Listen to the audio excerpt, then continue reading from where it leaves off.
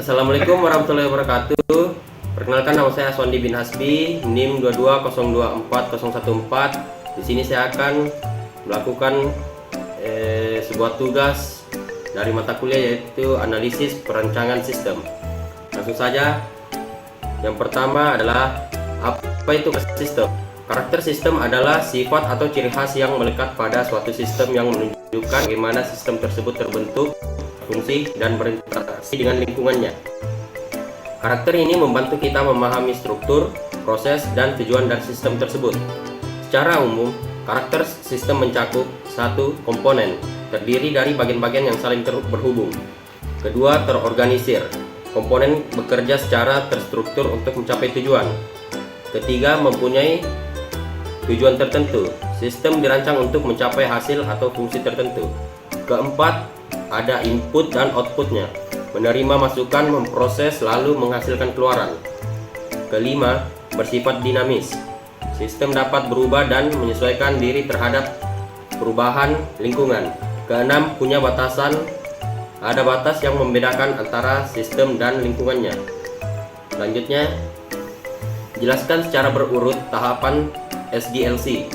Tahapan SDLC atau Software Development Life Cycle adalah langkah-langkah sistematis dalam pengembangan perangkat lunak dari awal hingga selesai. Berikut adalah urutan tahapan SDLC secara umum. 1. Perencanaan atau planning. Menentukan kebutuhan proyek, sumber daya, anggaran, jadwal, dan tujuan. Ini adalah dasar bagi semua tahap selanjutnya. Kedua, analisis kebutuhan, requirement analysis. Mengumpulkan dan menganalisis kebutuhan dari pengguna atau stakeholder untuk mengetahui apa yang harus dibuat sistemnya. Ketiga, perancangan sistem atau sistem desain. Merancang arsitektur sistem termasuk desain database antarmuka pengguna dan alur logika program berdasarkan kebutuhan yang telah dianalisis. Keempat, pengembangan atau implementasi atau development. Tahap menulis kode program sesuai dengan desain sistem yang telah dibuat. Pengujian atau testing. Menguji sistem untuk menemukan dan memperbaiki kesalahan bug serta memastikan semua fungsi berjalan sesuai kebutuhan. Keenam, penerapan atau deployment. Sistem yang sudah jadi dipasang ke lingkungan produksi dan mulai digunakan oleh pengguna akhir. Dan yang terakhir adalah pemeliharaan atau maintenance. Menangani perbaikan, pembaruan, atau peningkatan sistem setelah digunakan agar tetap berjalan optimal. Selanjutnya, pengertian perencanaan.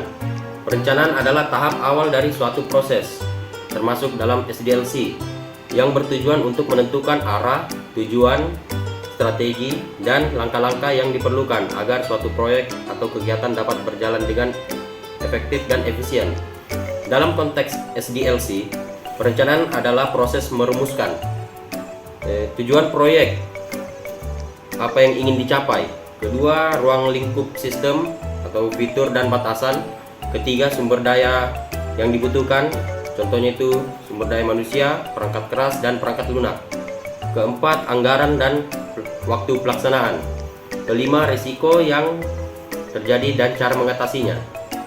Tujuan utama perencanaan adalah untuk meminimalkan kesalahan, menghemat biaya, serta memastikan proyek berjalan sesuai jalur. Dan yang selanjutnya, pengertian analisa sistem. Analisa sistem adalah proses mengkaji dan memahami sistem yang ada atau yang akan dibangun dengan tujuan untuk mengidentifikasi kebutuhan, permasalahan, dan solusi yang tepat bagi sistem tersebut. Dalam konteks pengembangan perangkat lunak atau SDLC, analisis sistem meliputi 1. Mengumpulkan informasi dari pengguna, dokumen, dan observasi. Kedua, mengidentifikasi kebutuhan pengguna dan tujuan sistem. Ketiga, menganalisis proses bisnis saat ini, termasuk kekurangan dan kelebihannya. Keempat, menentukan spesifikasi sistem baru yang akan dibuat. Tujuan utama analisa sistem adalah menghasilkan dokumen kebutuhan sistem sebagai dasar untuk perancangan sistem berikutnya. Dan yang terakhir adalah definisi DFD atau data flow diagram. DFD adalah representasi grafis dari bagaimana data mengalir melalui sistem informasi yang menunjukkan proses-proses yang mentransformasikan data, penyimpanan data, dan entitas luar berinteraksi dengan sistem. Tujuan DFD yang pertama adalah memodelkan sistem secara logis tanpa tergantung pada teknologi. Kedua, memudahkan pemahaman terhadap proses bisnis atau sistem informasi. Ketiga, menjadi dasar dalam tahap perencanaan sistem. Komponen utama DFD adalah yang pertama, entitas eksternal atau sumber atau tujuan data di luar sistem, misalnya pengguna atau lembaga. Kedua, proses, aktivitas yang mengubah data masuk menjadi data keluar.